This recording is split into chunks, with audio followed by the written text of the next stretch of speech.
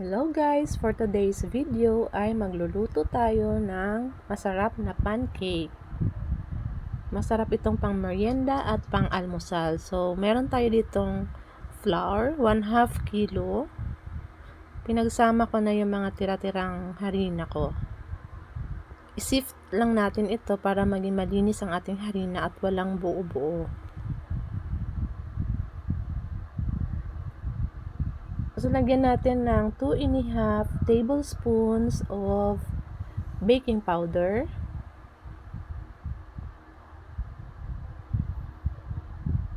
Lagyan natin ng 1/4 kilo of white sugar. Pwede rin brown sugar ang ilagay. It's up to you. Pasensya na, napadaan si Buntis. Kumuha lang ng measuring cup. 1 cup of cooking oil. 1 tablespoon of vanilla.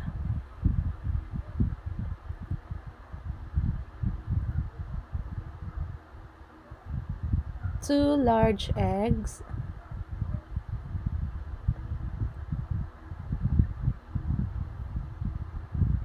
2½ cup of water. Halu-haluin lang natin ito until well combined. 1 sachet of milk powder, any brand ay pwedeng-pwede.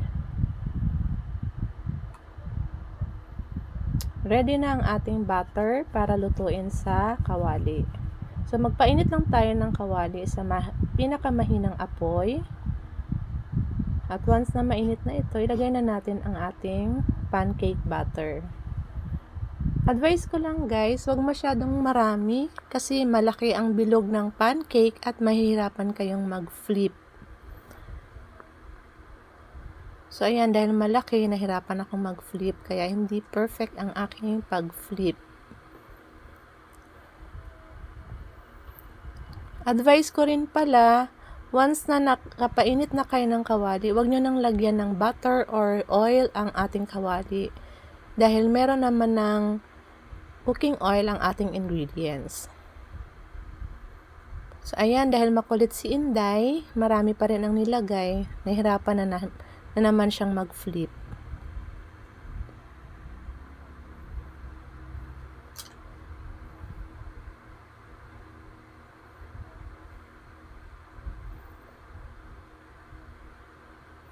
Makulit pa rin talaga si Inday. Di pa natuto. Kaya ayan. Palpak. So, ayan, maliit na lang ang nilagay niya at saktong-sakto lang. Hindi na mahirap i-flip.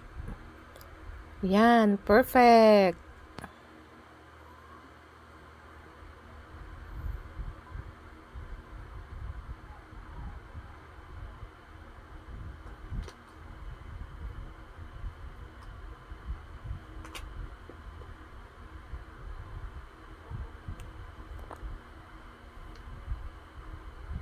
Lipat na natin sa plato at lagyan na natin ito ng butter. So, gumamit po ako dyan ng dairy cream butter or margarine dahil masarap ito para sa pancake. Pwede rin po kayong gumamit ng margarine na nabibili sa palengke, pero ako mas gusto ko itong gamitin.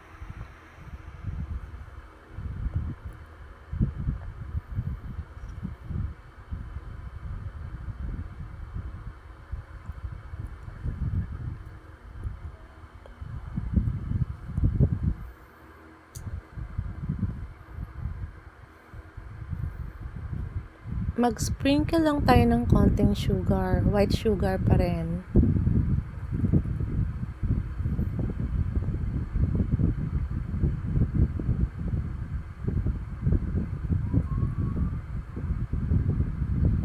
Guys, pag nakuha nyo itong recipe na to, ay masarap, magkakaroon kayo ng masarap, fluffy, creamy pancake.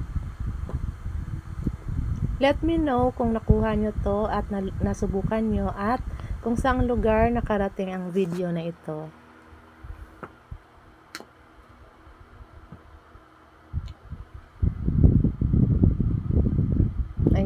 may pa-butter tayo sa ibabaw at lagyan natin ng konting honey. Yan po ang ating finished product. Thank you for watching.